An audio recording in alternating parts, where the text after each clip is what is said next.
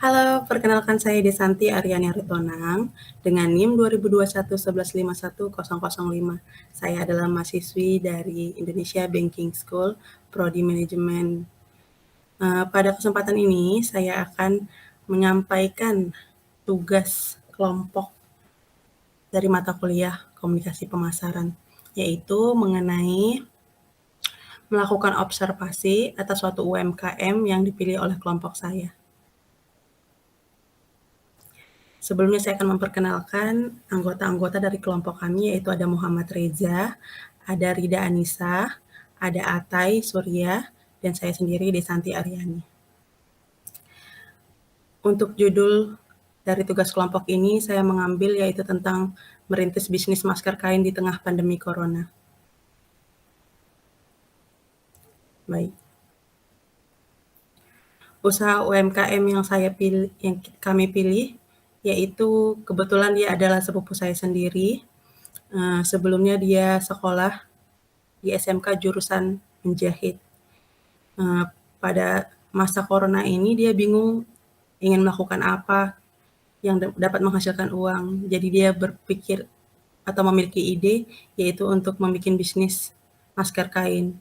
Dia melakukannya di rumah dan menjualnya di situs-situs online dan juga Instagram, WA, dan melakukannya semua di rumah. Baik, kita langsung masuk aja ya. Ide bisnis masker kain. Masker kain berguna untuk melindungi hidung, mulut, selaku alat pernapasan agar terhindar dari debu, gas, ataupun bahan kimia lain yang berbahaya. Masker menjadi barang wajib pada masa adaptasi kebiasaan baru akibat pandemi virus corona. Penggunaan masker secara disiplin dipercaya mampu menekan tingkat penyebaran virus yang pertama ditemukan di Wuhan pada akhir 2019 tersebut. Namun, penggunaan masker yang efektif untuk meningkatkan penularan tentunya tidak bisa dilakukan secara sembarangan. Pemakaian masker seenaknya menjadi salah satu penyebab penyebaran COVID-19 masih sulit terkendali sampai saat ini. Banyak kesalahan yang dilakukan hingga membuat penggunaan masker menjadi sia-sia dan tidak terlalu berpengaruh terhadap pencegahan penyebaran virus. Lanjut, ini masker kain. Ini ada gambarnya ya. Ini masker bedah. Masker bedah ini yang diperuntukkan bagi tenaga kesehatan. Masker kain umumnya digunakan masker berbahan kain. Dia ini untuk masyarakat umum. Masker kain. Jenis masker kain direkomendasikan Kementerian Kesehatan untuk seluruh penduduk. Jenis masker kain ini dinilai bisa menghalau percikan air liur yang keluar saat berbicara, batuk, ataupun bersin. Masker kain memiliki tingkat efektivitas rendah dibandingkan jenis masker lainnya. Kemampuannya menghalau virus tergantung dengan jenis kain yang digunakan. Masker kain harus segera dicuci dengan air panas dan deterjen setiap kali habis digunakan dari luar rumah. Seperti itu. Lanjut ya. Untuk visi dan misi badan usaha ini, yaitu visinya mampu mengembangkan dan memajukan usaha masker dari kain yang dapat digunakan berulang kali guna melindungi diri dari virus corona dengan harga terjangkau di berbagai kalangan. Untuk misinya, membantu masyarakat melindungi diri dari virus corona, mengembangkan inovasi masker dari kain, menerapkan proses produksi yang ramah lingkungan. Lanjut. Analisa SWOT. Analisa SWOT yang terdiri dari Strength, Weakness, Opportunity, dan Threat merupakan teknik perencanaan strategi yang digunakan pelaku bisnis dalam menyusun strategi, mengatasi tantangan, hingga menemukan peluang baru dalam mengembangkan usaha. Ide dasar dari metode analisa ini adalah dengan mempertimbangkan faktor internal, strength, dan weakness, dan faktor eksternalnya, opportunity, dan threat, dalam menyusun strategi bisnis yang efektif. Analisa SWOT memiliki tujuan utama untuk membantu instansi dalam menyadari dan mengembangkan secara penuh semua faktor yang terlihat dalam strategi dan mengembalikan keputusan dalam bisnis.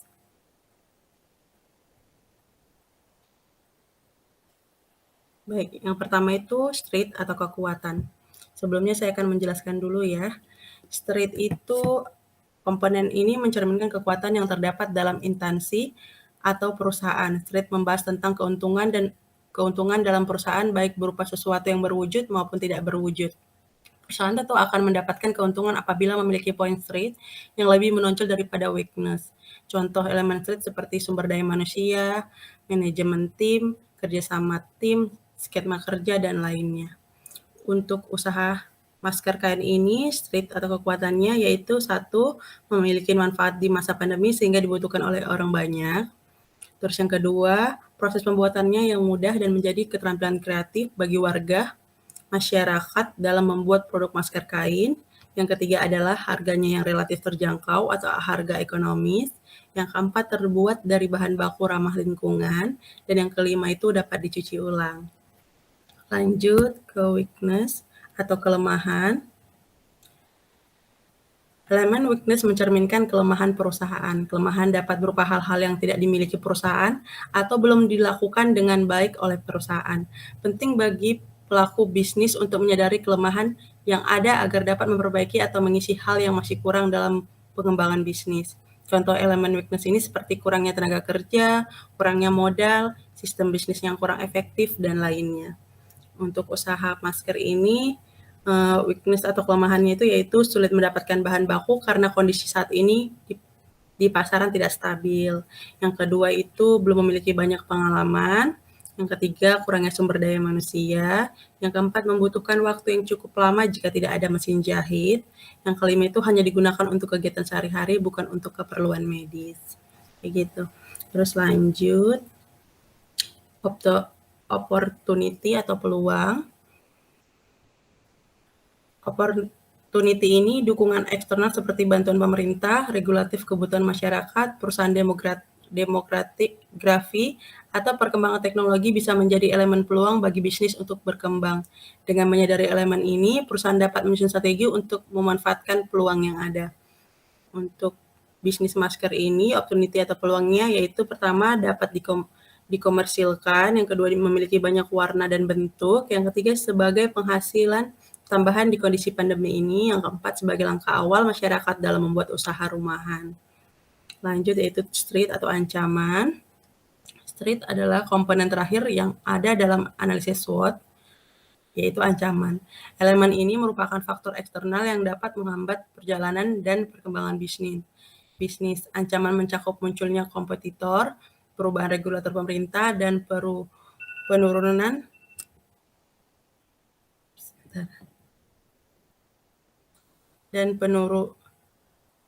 nilai ekonomi. Baik, untuk ancaman dari usaha masker ini, yang pertama itu tidak ada ketertarikan untuk menjual masker kain. Yang kedua, sudah banyak yang menjual produk masker kain. Yang ketiga, kurangnya minat dalam memproduksi masker kain sebagai usaha rumahan. Yang keempat, munculnya pesaing-pesaing baru. Dan yang kelima, keraguan konsumen akan inovasi produk baru.